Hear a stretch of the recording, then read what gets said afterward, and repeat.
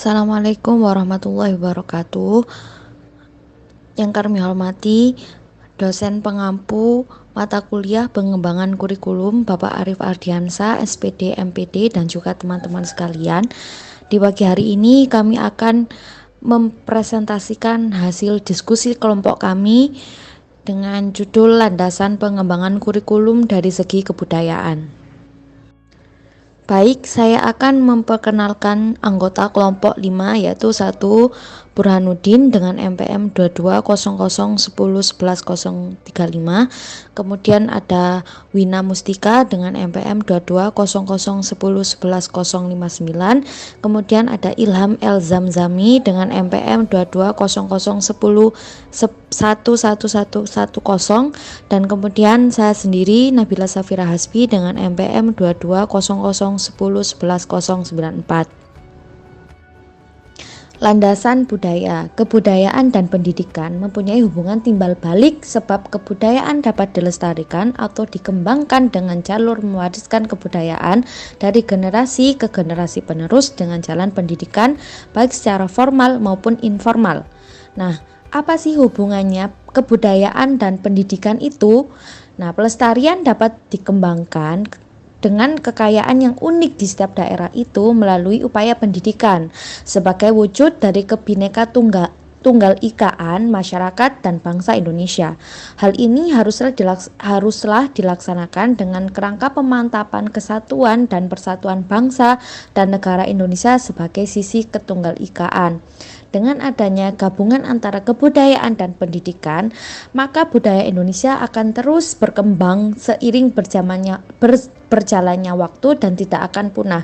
Bahkan dengan adanya generasi-generasi penerus bisa membawa kebudayaan Indonesia lebih terkenal lagi di kancah internasional dan dapat dikenal lagi di dunia. Budaya, bentuk amak dari kata budi dan daya yang berarti cinta, karsa, dan rasa. Kata budaya sebenarnya berasal dari bahasa Sanskerta budaya, yaitu bentuk jamak kata budi yang berarti budi atau akal. Kemudian pengertian ini dikembangkan dalam arti kultur, yaitu sebagai segala daya dan aktivitas manusia untuk mengolah dan mengubah alam. 1. Ide, konsep, gagasan, nilai, norma, peraturan, dan lain-lain. Wujud kebudayaan ini bersifat abstrak dan adanya dalam alam pikiran manusia dan warga masyarakat di tempat kebudayaan itu berada.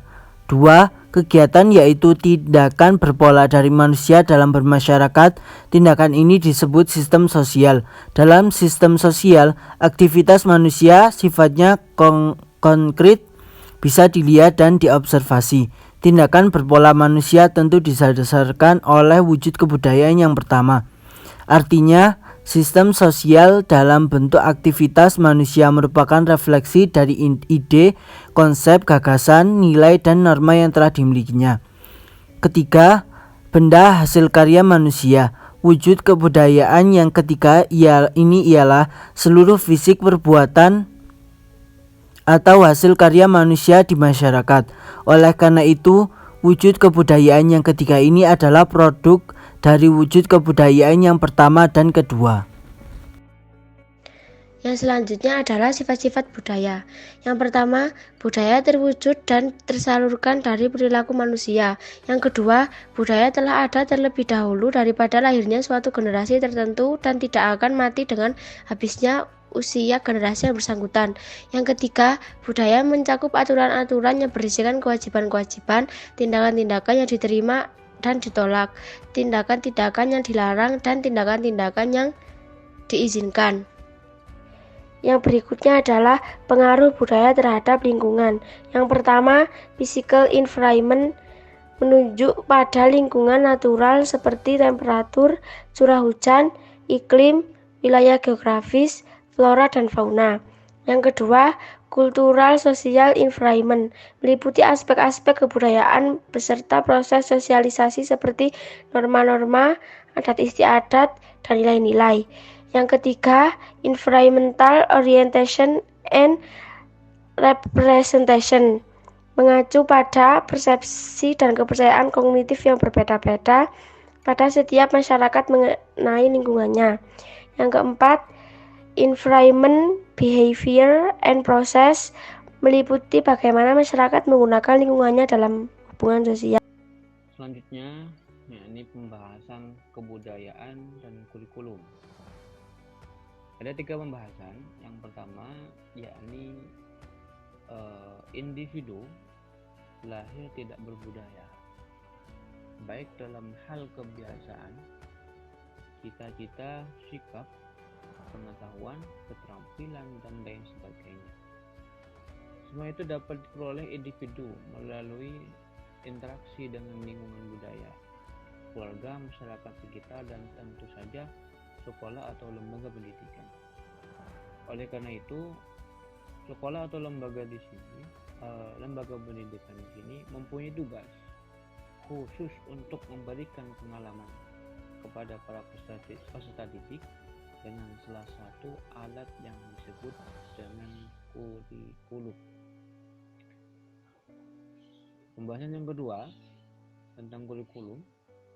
Kurikulum dalam setiap masyarakat pada dasarnya merupakan refleksi dari cara orang berpikir, berasa, bercita-cita, atau kebiasaan-kebiasaan. Oleh karena itu, dalam mengembangkan suatu kurikulum perlu memahami kebudayaan.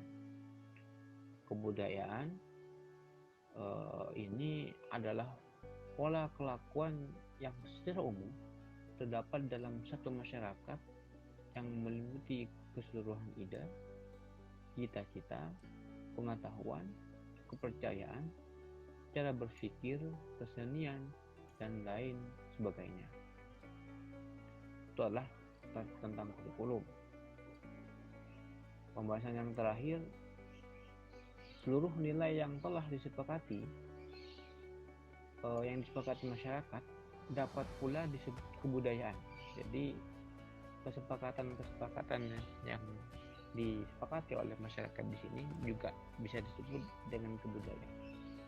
Oleh karena itu, kebudayaan yang dapat dikatakan sebagai suatu konsep yang memiliki kompleksitas tinggi, dan kebudayaan ini adalah hasil dari cipta rasa dan karsa manusia.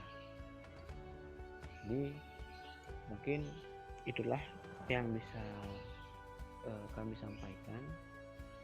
Apabila ada kurang lebihnya, kami mohon maaf dan pembenahannya. Untuk selanjutnya kami serahkan kembali kepada moderator. Sekian presentasi dari kelompok kami. Terima kasih atas perhatiannya. Wassalamualaikum warahmatullahi wabarakatuh.